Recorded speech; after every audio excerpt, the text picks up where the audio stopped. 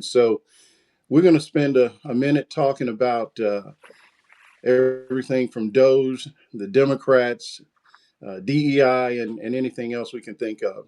Uh, Good talking to you, Garrison. I'm looking forward to this. Marlon, it is honestly such an honor to be here with you and your audience. Appreciate your voice, your wisdom, what you do. So seriously, I'm honored and I appreciate you uplifting my content as well. And of course, it's good to see everybody who's kind of filing in here. Yeah. Appreciate you. Well, it. I was so glad to see you on Substack. Like I said, I first ran across you on Instagram, which I had not been a big user of. Just kind of a protest against Meta in general. Yeah, yeah. But circumstances kind of required me to just give it up, so the best thing you can do is just try to get your feed right, so Yeah, you see right, what you need to see. And I, right. I ran across you, and as I've told you, there are several others that have sort of stood out, and I certainly would put you at the top of the list. One of the things that I noticed, I guess, in the last couple of days, and maybe we can talk about this for a little bit, was you had an interesting take on diversity, equity, and inclusion in terms of what businesses are doing. And I had heard someone, I want to say it was a congresswoman in New York, that kind of came at it the way you described it. But I'll turn it over to you and let you just kind of give the audience your hypothesis or your research and just sort of what you found. Yeah, I mean, so the long and short of it is that I think that a lot of what these corporations are doing around diversity, equity, and inclusion is narrative. It's kind of smoke and mirrors, a little bit of a sleight of hand, as I describe it. I think what they're doing is kind of basically making it seem as though they are rolling back their diversity, equity, and inclusion initiatives, but they aren't really. They're just kind of changing names, reorganizing kind of what their efforts. And I think it's important to say the reason why one would do this is clear. I think diversity, equity, and inclusion as it exists today is absolutely good for business. The Harvard Business Review and Bloomberg and many others have taken a close look at what it means to have a diverse, equitable, and inclusive workplace.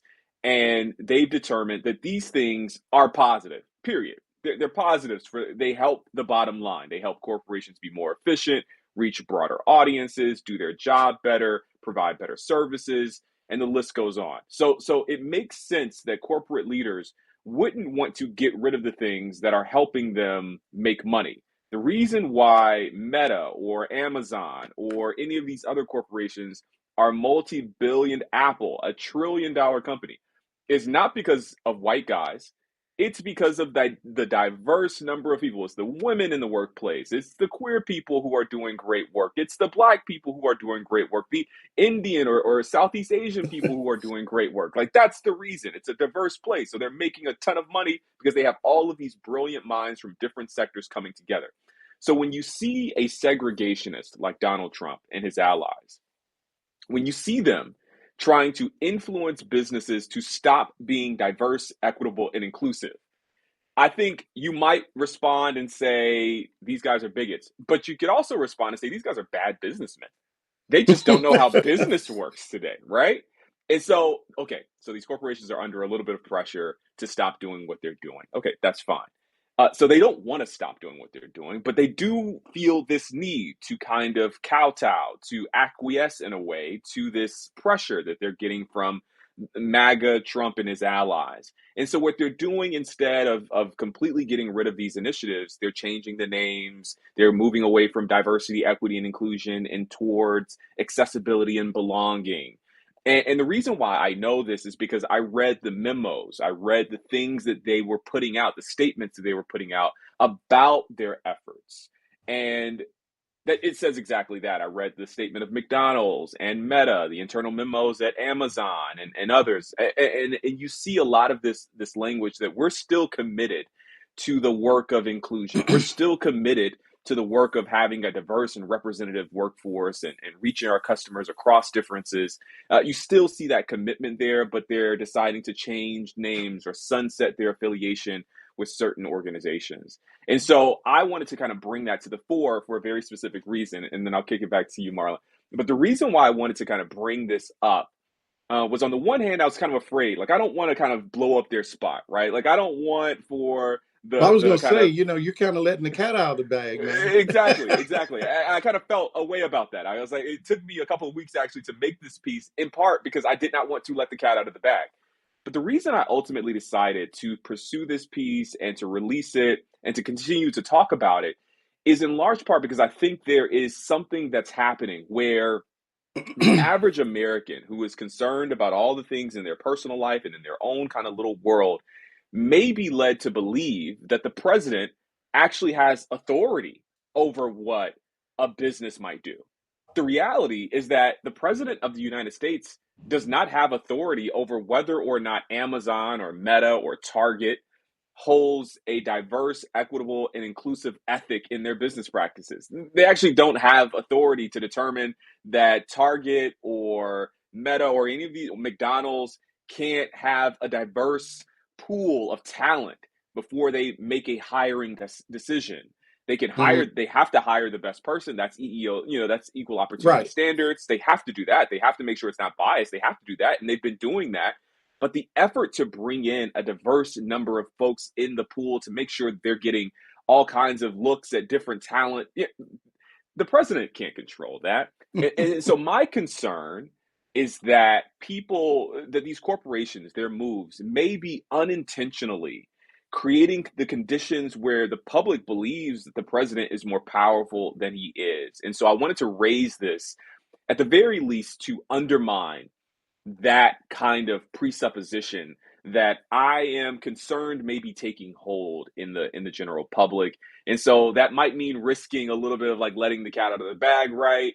But ultimately, the president can't control that anyway. He can perhaps make their lives harder, he can try, but courts have already ruled that diversity trainings, for example, are a part of protected speech. So you can't violate the First Amendment to tell people that they can't do diversity trainings, right? Like so there are already some infrastructure in place to protect these corporations.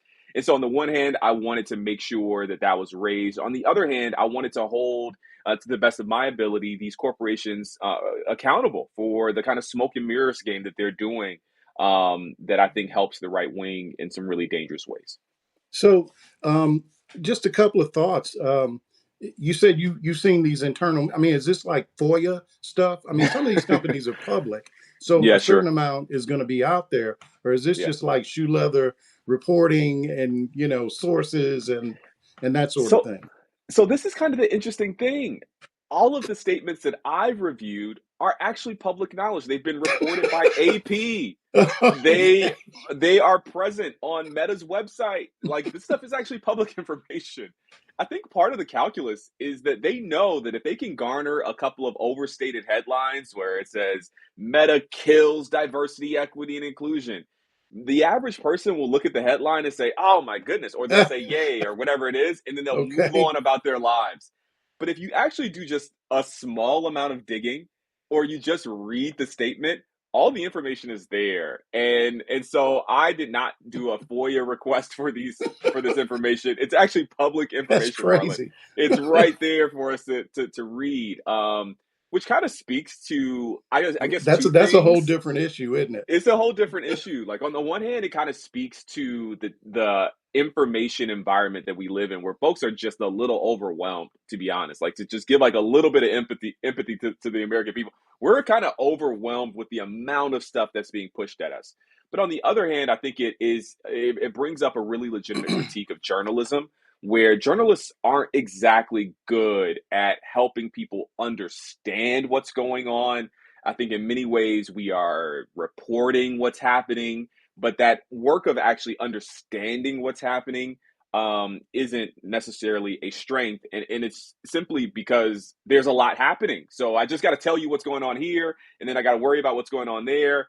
And that's a part of the strategy that Steve Bannon talks about, flooding the Yeah, flooding the zone, zone. right? Yeah. And that's a lot of what I think journalists are up against. And so I've been sticking to talking about diversity, equity, and inclusion even weeks after the bans and the rollbacks and all this stuff. I've been talking about it for a few weeks since in part because I think that as time goes on, we get a better understanding of what actually happened or what's actually going on. And I think it's worth revisiting some of that old news to get a better understanding of where we are. Yeah, it's kind of interesting. I think it was Joshua Doss just like a week ago. Um, I actually posted one of his videos, and he was talking about just how we really have to treat this environment differently, Yep. and not chase the shiny object because Yep. there's so many of Yep. them. And when you talk about the media specifically, the strategy is, as you said, it overwhelms them to the point that they just say a little bit about everything Yep. instead of sort of weeding through the wheat and the chaff and saying, well, this is really what folks need to focus on. Let's Hmm. talk about that a lot. Hmm. And Hmm. so, hmm I've pretty much stopped watching cable news for that reason because, it's just a sort of a over and over of these highlights of Trump did this, Trump did that, Trump did X, Yeah. and you're not really learning a lot. And so I've thought that it actually is an opportunity for people to do that, who do this, to just drill down. And I don't know, I know a fair amount about the things I know about. Right. And that's kind of where, if you're going to, if you're in my feed, you're going to learn about maybe something about the economy. I'm going to have a take on what I call the intersection of politics and the economy, Yep. American culture, anti-black racism. I Yep. think it all just sort of overlaps. But you're just not going to get that watching MSNBC. Yeah. Maybe No. somebody, well, and you're going to get it even less now that they fired all the people of color. So My goodness. I My shouldn't say goodness. they fired them all, but it Right. essentially. Yeah, they definitely have a few left. But what I will say, speaking of MSNBC, a perfect example of what you're talking about. Simone Sanders Townsend, who's an Mhm. incredible TV personality and reporter and has amazing commentary.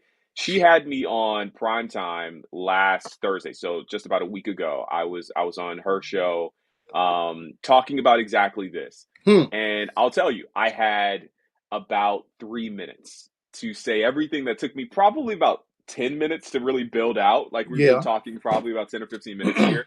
And it took me that long to kind of build out all of the kind of complex pieces to be able to bring a bit of understanding.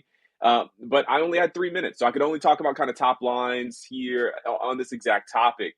It is kind of the strategic disadvantage of cable news is that you have to pack so much into such a short amount of time that, to your exact point, you get to talk maybe about a few things broadly, but nothing in a very deep way. And so this platform, what you're doing, is so important because I think it helps to do exactly that. I also think in this time, I think there's a lot of folks trying to kind of undermine journalism. I see it all the time. But I Hmm. actually think this is a time where subject matter experts, you're talking about, like, if you come onto if you watch what Marlon Weems, the journeyman, is doing, you're gonna get a little economics, you're gonna get a little anti-black racism, you're gonna get something very specific.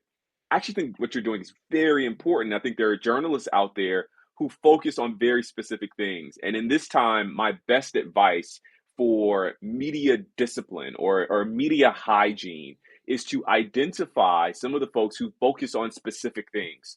I think about Timothy Snyder, who's here.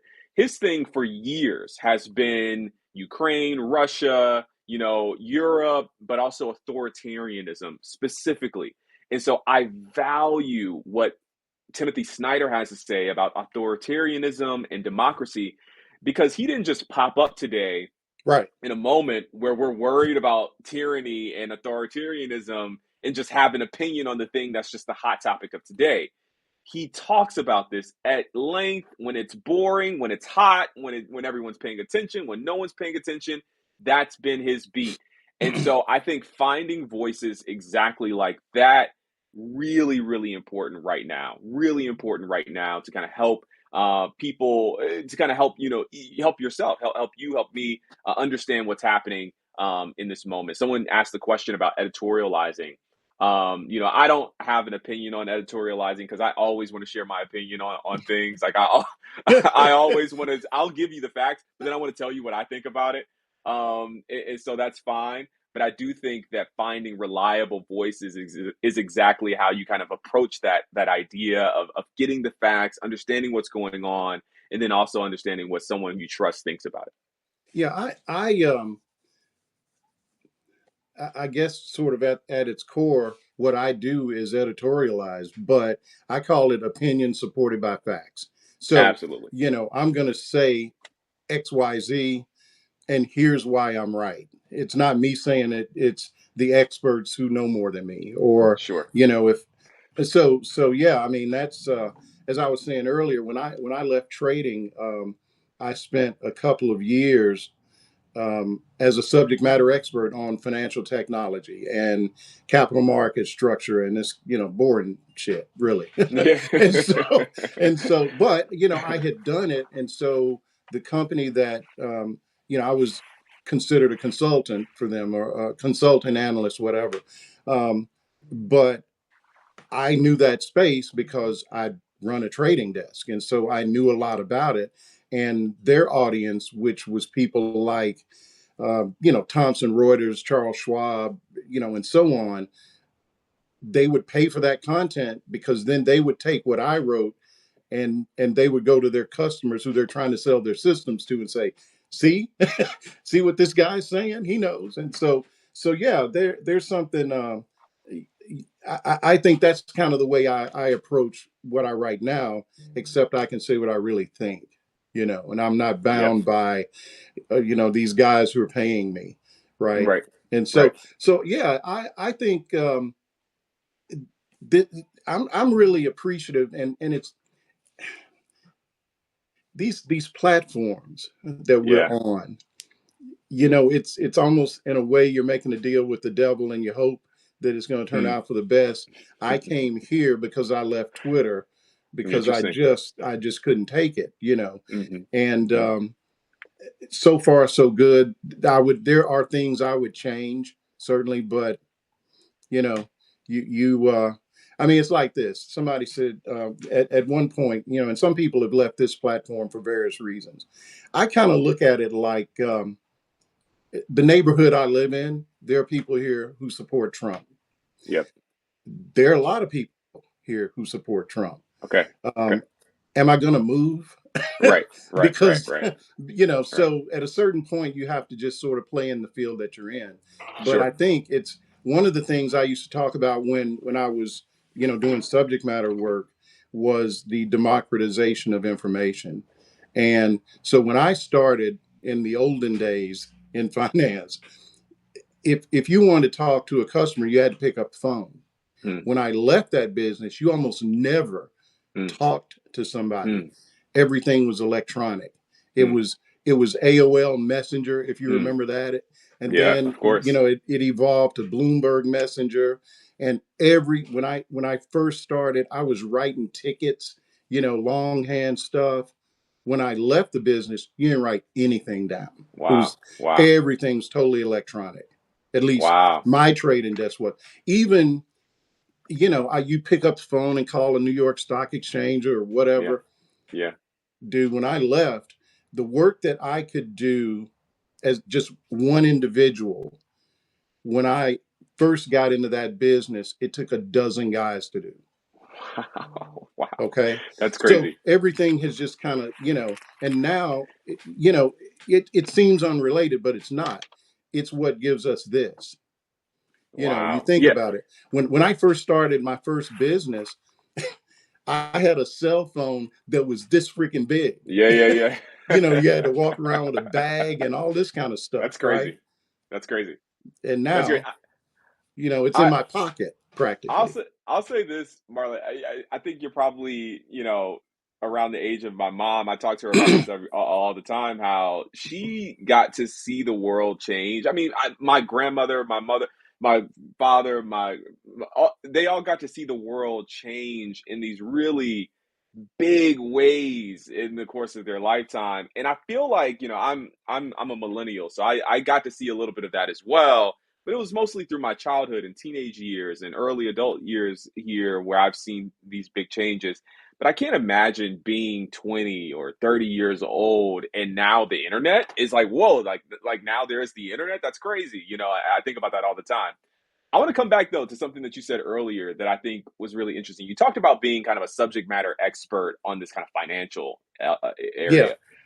Yeah, I've been kind of singing this song a lot since the election that a lot of people are getting their political ideas less from, and I mentioned this in my conversation recently with the conscious lead, but I think most people are having their political ideas formed less by the explicitly political folks. Like I think I help some people understand politics, maybe maybe, but by the time they get to my content, by the time they decide to press follow or whatever, or subscribe or whatever it is on my Garrison Hayes content on YouTube or on Instagram, they probably already have a pretty clear political perspective. But someone without a political perspective that's clear and gelled and formed and maybe coherent might actually approach your content, Marlon, and say, I just kind of want to know about financial services. I just want to know about trading. I just want to know about investment. I just want to know about in a business or starting a consultancy. And so they may come to you and think like, hey, like this guy who's been in the industry for a long time and knows all of this stuff as it's changed over time, I'm really interested in his perspective. And they might not be thinking about politics at all. But as you talk about these things, you're also helping to shape a political worldview, which I actually think is where I think a lot of the right wing's power right now comes from the fact that they have political worldview shaping creators and voices and commentators who exist outside of the political kind of spectrum. I think about Pat McAfee on ESPN. Pat McAfee is absolutely doing politics. Stephen A. Smith is a good example. Stephen A. Smith is very political. Yeah. A lot of what he says has like political value or perspective, but he isn't talking about it that way. And it's not on the kind of nose, it's not explicit, but it's there. It's in what I would say is the subtext. And people are coming away from his kind of content and thinking very political. And so this is what I think is important just to kind of like say that I know that you're saying it's boring, but I think there are a lot of people who are interested in what you have to say. A lot of people are interested in your experience. And I actually think it's really, really valuable in this moment because folks are probably coming to financial information, financial literacy information to a degree with a less formed political worldview, and I think you could help to shape that. Hmm. I would hope so. I saw someone said that, Stephen A. Smith isn't on the right. And I don't know his politics, but I do know you will see him from time to time. And I assume this is why you mention him. I've seen him on Hannity's show more than once, you know, and I would never go on Hannity's show. So he's, if not on the right, he's adjacent in the sense that they feel comfortable, bringing him into the circle or whatever. I have no idea what his actual politics are. Yeah, I don't know if he's on the right per se in the kind of Yeah, capital R right, yeah, in I the agree right with this wing. guy. I don't know if he is. The person say that he's money. Is Yeah, that what you're saying? Yeah, yeah, yeah. I don't know if he's on the right, and I wouldn't want to say something that might be perceived as disparaging per se. I do think that his ideas, I'd say maybe specifically around women, can often mm-hmm, intersect with some of that mm-hmm, stuff. It might find its most natural home. It might feel apolitical, but it might find its most natural home yeah, in the right wing, right? And so this is what I mean when I say shape a yeah, political worldview. Like it might, for Stephen A. Smith, you might ask him his politics and he might say, hey, I'm voting for Kamala Harris. But then you ask him what he thinks about women, or maybe he just makes some comments about women, sure, and yeah, that might find absolutely, its most natural worldview. And so this is less about Stephen A. Smith. I don't yeah, want to yeah. come I know on what you're here and saying have though. things to say about Stephen A. Smith. People have their opinions, but I do think that worldview building is what I'm mostly kind of getting at. Yeah. I mean, most of it took me a while to figure out, making that migration from writing 50-page white papers to this. Yeah. It took me, if you go all the way back to like the first thing that I wrote, which I think at the time I was on Medium, it Mm. sounds like almost like I'm giving like a research report. Yeah, Interesting. Yeah, I interesting. mean Yeah. it's a little better, but it took me a minute to sort of, as they say, find your voice. Sure. And what I tend to do now is take personal experiences Mm. and sort of intermesh it with, sometimes it takes me a minute, so you have to be patient to see where I'm going. But hopefully I get there. Um, just so that it doesn't sound like I'm just being a professor or whatever. Sure. That gets boring, right? Yeah, um, yeah, yeah. but I was around that business long enough that I just have a lot of crazy stories that I want one of those stories. So I have a question for you. Like, I'm curious. Like, what's the biggest mistake or lesson? It doesn't have to be a mistake, but I'm curious. Like, this kind of moment in your career that you look back on and you say, "Oh my goodness, I wouldn't have done that again if I had uh, do over powers." I'm curious there's because you have probably some more than experience. I want to admit. Well, I won't say. Well, I'll put it this way. So, um, I'm from Arkansas. Sure. I started. Well, I was one of the first African Americans in finance in the state of Arkansas. I Mm, think when I started in 1983, there mm, were in the state that I knew of, there were three other guys, no women, but there weren't really any women in any significant position in finance anyway, white or black. mm, Um, I About 6 months to a year in, I got hired by the largest investment firm off Wall Street, mm, which happens to, and I think maybe it still is, happens to be in Little Rock, Arkansas. These guys took Walmart public, Tyson Foods, all these, and all these corporations are in Northwest Arkansas. It's not an accident, right? mm. So I go to work for these guys, and that's really where I learned, sort of, made my bones, as they say, right? Yeah. Um, so after about 10 years, for a variety of reasons, I said, you know what? It's time for me to make the jump. I'm going to start my own thing. I didn't know what the hell I was doing.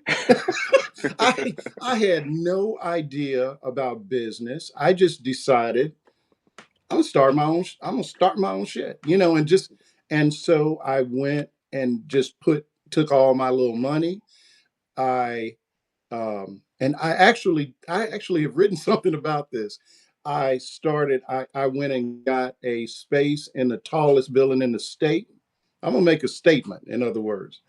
I um I got a white friend of mine who was in Mm, real estate to mm, front me, because I mm, knew mm, if I rolled up in there trying to rent some space, mm. they weren't going to do me right. That's interesting. So that is how I was able to secure that space. So all that to say, the answer to your question is, now I would probably seek out somebody else, someone who knew, but there wasn't anybody. Mm, White guys weren't trying to say, "Oh, go start your own firm, Marlon," right? I didn't really have any mentors. There were no accelerators or any of that kind of stuff. I just jumped out there, mm. and it took me 5 years for it to fail. I had That's some not bad. accomplishments. There were Right. some things that I did, but there were a lot of things that, knowing what I know now, I would have done very differently. Sure. Sure. You know, but none of, I mean, but in a way, it was helpful to Yep. mess up the way I did, because by the time I got to New York, I really knew my shit, dude. I Yeah, was, man. so I was able to just sit down and kind of go to work in New York, because I had done all this stuff the wrong way. I went out, man. I rented half a floor in a, in a building. I'm on the 35th floor. I got the corner office. So if you showed up in my spot, you would Sure. be very impressed. Yeah, yeah. But I didn't have a whole lot of business, because Okay. folks weren't trying to do business with me. I Sure. pretty much did all my business outside of the state of Arkansas. Yeah. Yeah. Yeah. Yeah. So Yeah. yeah, it was. I'm not going to say I wouldn't do it again, Yeah. but I made some mistakes though. Yeah. Yeah. Yeah. Yeah. Yeah. Yeah. Yeah. Yeah. I mean, first of all, I mean, thank you for sharing that. I think what I'm hearing you say is, well, first of all, people in like maybe my generation or even people younger than me now have the privilege of being able to reach out to a person like you and ask you for advice and say, where did you, where did you go and how did you move? And I think that's really, really valuable, actually. That's kind of the lesson that I'm taking away from it. Is like, oh my goodness, there was a generation of people who were building the things that maybe younger folks are trying to build Oh yeah, no now, question. and they didn't have any of the infrastructure or any of the relationship kind of opportunities that exist today, and so you don't have to do it alone. That's the kind of big lesson that I'm Listen, hearing man, there. I will tell you, I had it in my head that Hmm. I'm going to start this firm and black folks are going to be so happy. Mm, They're going to flood to me to try to put some capital into my business and that, I got it going. And, that's why it's got to look a certain way. So when people walk in, they're like, "Oh, this is a for real financial mhm, firm, right?" mhm, mhm.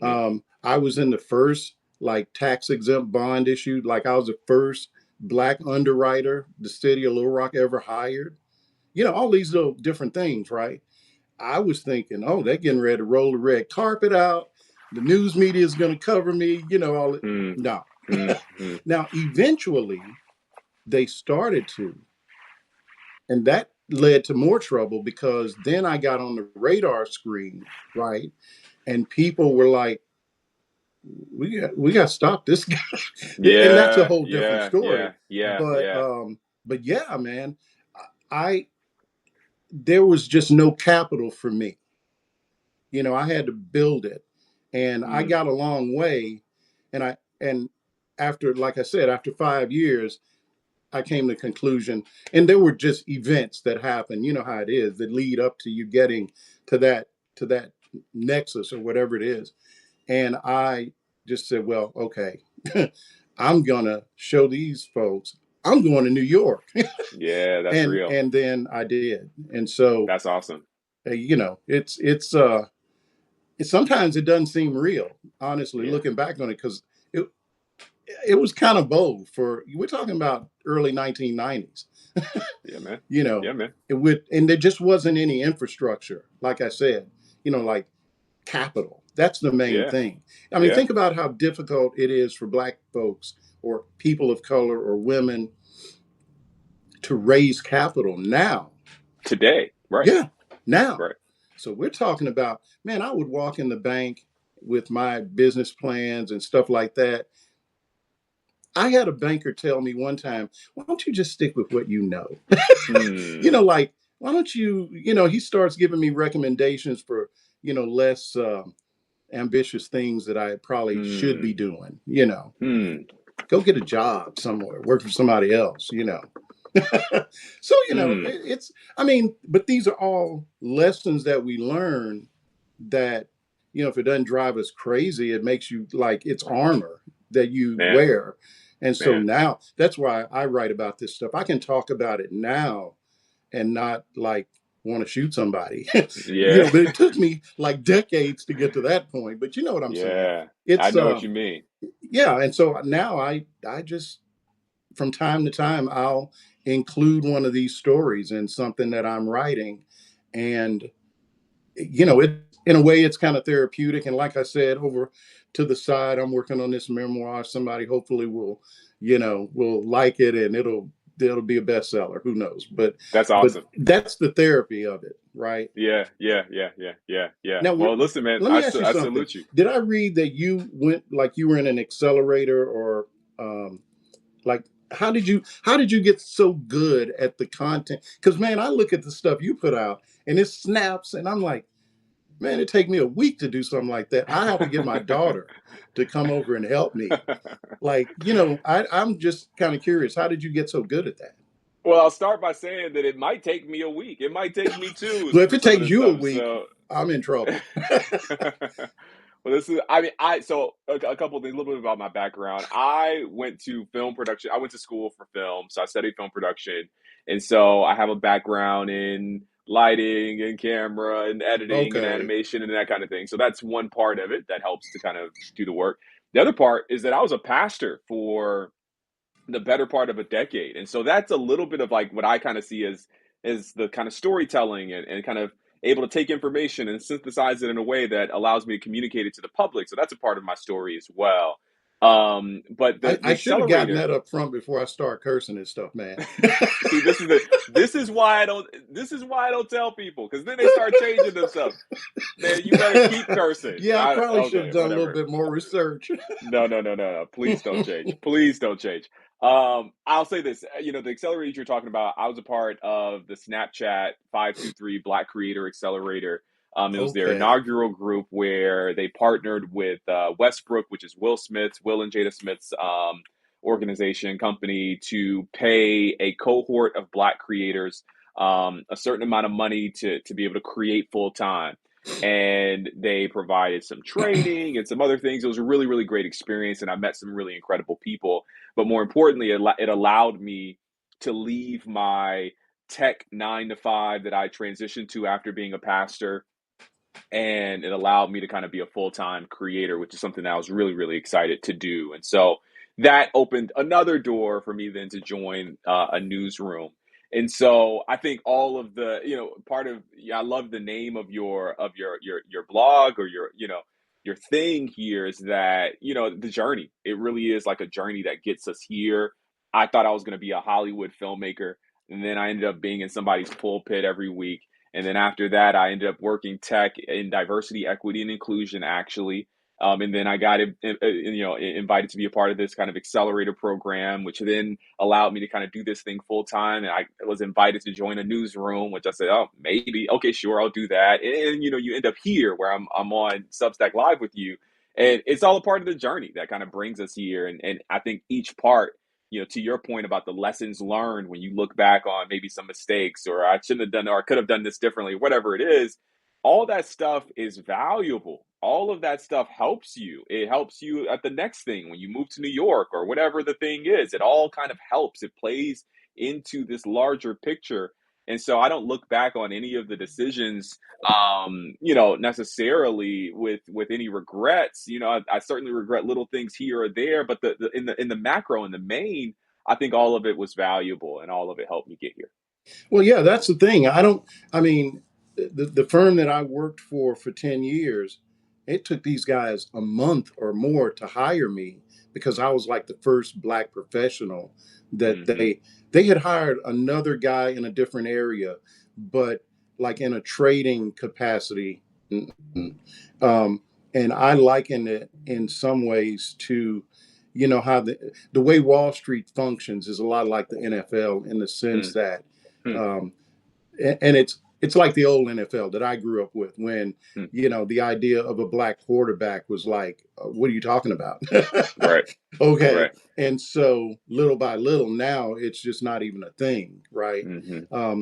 And I mean, just to take that a step further, the NFL has actually bypassed Wall Street because um, there Black people are less present in a lot of ways than they were when I was there, and I've been gone since Hmm. 2012.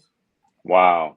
So when I was working on Wall Street, I was running a trading desk, strangely enough, for a Black owned firm whose partner was Cantor Fitzgerald, who the CEO of Cantor Fitzgerald is Howard Lutnick, who is now the Secretary of Commerce. Okay. And That's so, crazy. yeah, go figure, man. Life is Yeah. funny. Yeah. Sometimes I'm like, is this a simulation? Because it's just like these weird things. The place that I worked in Arkansas for 10 years, the guy who up until a few months ago was the CEO, when I was there, he was the head of corporate finance. We're about the same age, but it's a family owned business. And he was a member of the family, right? My brother, after I'd been there for a few years, one of my brothers was one of the equity traders there. So I'm on one side of the room, he's on the other, and we're in a flood, just a sea of white. Okay. So it's weird. There's that family thing that once I was in the family. And so my brother comes along. It's like, well, that's Marlon's brother. Hmm. Hmm. Got to hook him up. Hmm. So it's funny how the racism doesn't. It's not always like you might think it is. Um, I There was racism, but it wasn't like this stuff we see now on social Hmm. media. It was more like, do we really want that guy making that kind of money? Hmm. That those little Wow. unsaid kind of things. Yeah. Yeah. But just that guy, Trump just made him the ambassador to the UK. Wow. So I got all these people around me that are just, Wow. that I'm like, what? Wow. I know that guy. Wow. I see Yeah. Howard Ludnick on TV, and I'm just like, what happened? I, Yeah. I mean, it, we were not friends, but he owned a minority stake in the firm I worked Wow. for, Wow. which literally was in the Cantor Fitzgerald building, um, in Midtown Manhattan. That's where I worked. Wow. That's Okay, crazy. That's crazy. so I could go upstairs and I'm on the trading desk of his business. I knew all those guys, and he, I mean, look, he's a billionaire. He should be. I mean, but he's not the same kind of billionaire. You got these different levels of guys, and on Wall Street, I can see how he gravitated to Trump, Mm. because just as in real estate, how Trump wasn't particularly respected. And I learned this when I moved to New York. Mm. He just wasn't like the top tier kind of guy because he's always going bankrupt. Okay. Sure. Ludnick, I'm trying to figure a way. He didn't hold the kind of respect that a CEO of a place like Goldman or Morgan Stanley would command. And there's some reasons behind it that maybe I'll talk about it at another time. But guys just did not like this guy, um, and part of it was the manner in which he handled 9/11 was one thing, and then there's some other stuff. Hmm. Hmm. Um, so in different ways, they're kind of the guy that didn't really get all the respect that they think they should have gotten, and now they're in charge. Wow. But I hear him saying things I know he knows are wrong. Like when you Hmm. talk about tariffs. I mean, Hmm. this guy knows what tariffs are. He Mm-hmm. knows. Mm-hmm. And so when I hear him on CNBC saying stuff, I'm like, man, you're already rich. I mean, What do you need what the to crap do are this you for? doing? Yeah. You Yeah. know? It's funny, Marlon. This kind of reminds me of something that I mentioned, even going back to this idea of DEI.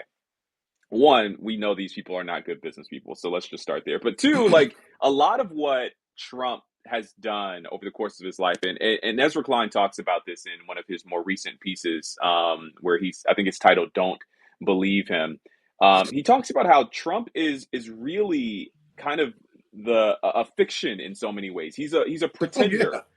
yeah. You're bringing up from your literal lived experience of being in the finance world in New York at the time when Trump is doing his thing there, and you're saying like we actually all knew that people didn't really respect him like that as an When he investor. won the presidency the first time, I don't think he won his home state.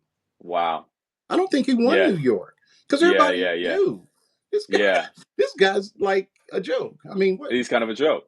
Yeah, I, I I, mean, th- I think I think that's it. I think that's exactly right. And so there's this kind of concoction, this fiction that is made around him. Even thinking about The Apprentice, there is this fiction being created that he is this kind of big shot business guy who's like you're fired and like he's really running the mm-hmm. place. But really, it was like the producers behind the scene kind of creating this illusion. It really is just like a reality It's TV like the show Wizard where of Oz, dude. it's a It's like exactly. he's the guy behind the curtain. There are people behind that are, Yeah. and look, I think, yeah, I actually wrote some late last year about people don't understand. There's a certain type of billionaire that's all around this guy. I'm not talking about the guys on his cabinet. I'm talking about guys like whose names you don't even know. Hmm. like Jeff Yass rather is the richest guy in Pennsylvania. He owns a company called Susquehanna. It's one of the biggest global investment firms. So, Sure. like, if you're trading on Robinhood, you're trading with him Hmm. because Susquehanna's in the background somewhere. Okay, Hmm. so they probably, I don't know, 10 years ago bought or invested in ByteDance. Who's ByteDance? TikTok. ByteDance is the company that owns TikTok. So they invested in ByteDance when it was like little more than a business plan. Now their stake in ByteDance is valued at something like $30 billion. Crazy. Okay, last March, before last March, well, think about this. The whole thing that's going on with TikTok didn't start with Joe Biden. Right. It started with Donald Trump Right. banning Exactly. TikTok because he Yeah. was at war with China, throwing tariffs at China, bankrupting our poor farmers. Sure. Okay, so last March, Jeff Yass and the Club for Growth, if you've ever heard of them, they're a conservative think tank or whatever. Okay, so they invite him to a donor event. That's in March. This time last year, Yeah. he comes out of that. All of a sudden, TikTok's fine. Huh. It's Facebook that's the problem. Huh. So Huh. he literally flipped on his whole view on TikTok. I mean, you check it out. Like I said, I always just give the receipts. This guy, everybody knows he's the one that started the whole thing of banning TikTok. Yeah. Now Yeah. he is Absolutely. trying to save TikTok. Why Yeah. is that? Yeah. Yeah. And you're saying it's I'm because of his saying it's association with the because billionaire. dude Yeah. threw money at him. Yeah. And now That's he's got to interesting. pay. So I mean, so there are any number of little vignettes like that. I mean, this guy is just totally transactional, and now he doesn't even have to worry about going to jail for it. Right. Right. So, he is a monster that was created on television. That's so interesting. That's so interesting. I've seen some comments that I think are exactly as someone just said. He flipped on electric cars. I think that's right. I I see know, Robert dude. I Jones can't even Jr. tell follow the you how money. many Yeah. Trump supporters that there's a guy. Quick story. There's a guy that comes and whenever we have like our washer needs to be fixed or some kitchen appliance, this is the guy. Every time he comes to my house, it's a white guy, but it's not so much that he's white. He's just in that sort of mega bubble of information. And one time he's working on my washer, and I like to talk to these just anybody that's in my house. I'm going to talk to them because I want to know what they're thinking, and I don't really overtly bring up politics, but I was a salesman. I can get people to talk about what I want to talk about. And this guy is like telling me about the washer, and it's like then it migrates into a story about these washers they make now basically are woke. Like they don't really clean clothes like the old washers because the companies are doing X, Y, and Z. And I'm like, okay, where's this going? And this is a quote. He goes from that, and at some point he says, just wait till they start making you buy electric cars. Oh my goodness. I'm like, what? And there's Okay. this thought pattern that electric vehicles, it's like a government mandate. I've literally heard people say this to me, that there's a Hmm. government mandate. And this is because this is what they're being told by people like Trump. And now suddenly we got EVs sitting in front of the White House. Yeah. At what Exactly. point do you think, because I can't figure it out, how much of this has to happen until these folks realize they've been took? Oh my goodness. I've been thinking about exactly that for the last couple of weeks. There are a couple of things that have kind of triggered this for me. Watching him be handed these executive orders, and the person who's handing it to him tells him what it is and explains what he is, what it is, and say, and you campaigned on this. And then, you're thinking back, I traveled across the country. I was at the RNC, I was at the DNC. I traveled across the country to follow the campaigns. And I'm thinking to myself, he didn't campaign on this specifically. Well, It he makes sure you didn't wonder. campaign on DOGE. Precisely. And so it really makes you wonder, like, man, how much of this is that folks are just telling him, they're just saying to him, hey, Mr. President, you said this. And he's like, yeah, yeah, I said that. I said that. And they just like writes it out. I don't know. I can't say. But it does at times feel as though there's this disconnect between reality and what he says and what he does. But this this Tesla ad that they did earlier this week, which I do believe That's was so bold. I it was was just it like, was it was really what? bold and bizarre, and I'm tired of saying unprecedented, but it was really unprecedented, and it also felt like a distraction in some ways.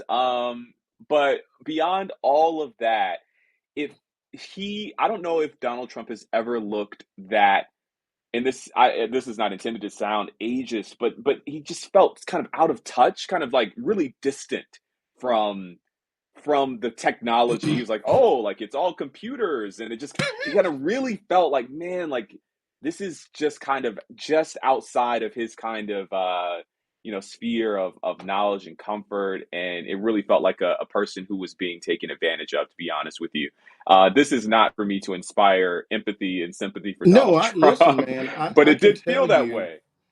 So I was actually talking to my wife about this yesterday. I'll be 67 next month. Congratulations, that's But huge. well, let me get there. I Yeah, mean, but but I'm just saying though, I think I have a little bit of an advantage from the way I approach technology because of the business that I was in. I mean, when I say I built a trading desk, I wasn't a guy like soldering, microchips or whatever, but I literally had to know the infrastructure to know what I needed.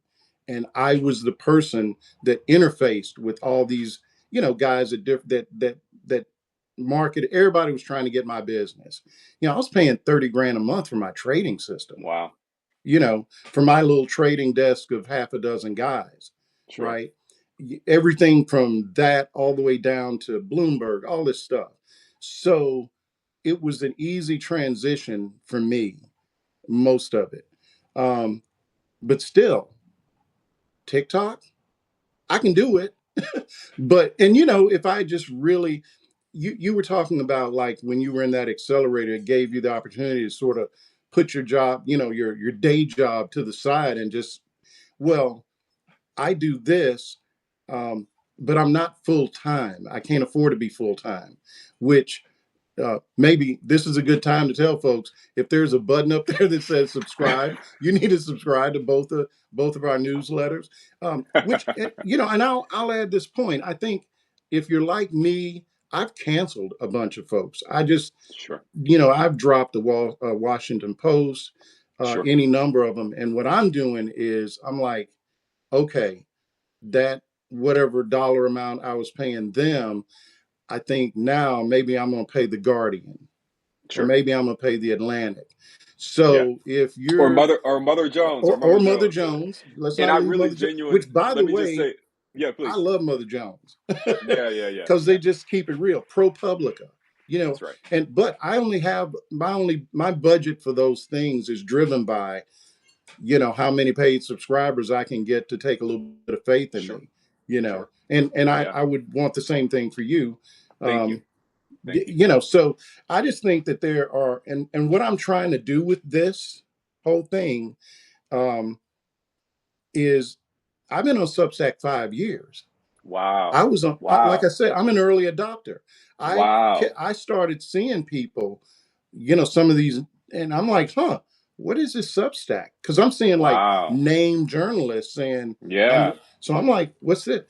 And so I was on here literally like during COVID was when I started my wow. Substack.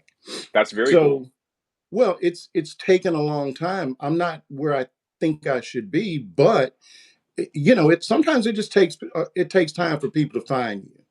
So Yeah, what I'm trying to do with these live things, that that we're doing, I don't see near enough color Mm. and it's not anybody's fault. I just look at who's getting promoted, who's getting partnered with. Substacks got some money; they throw at some folks, and we know who they are. And maybe I'm not trying to criticize them or whatever. I'm just saying it's not me.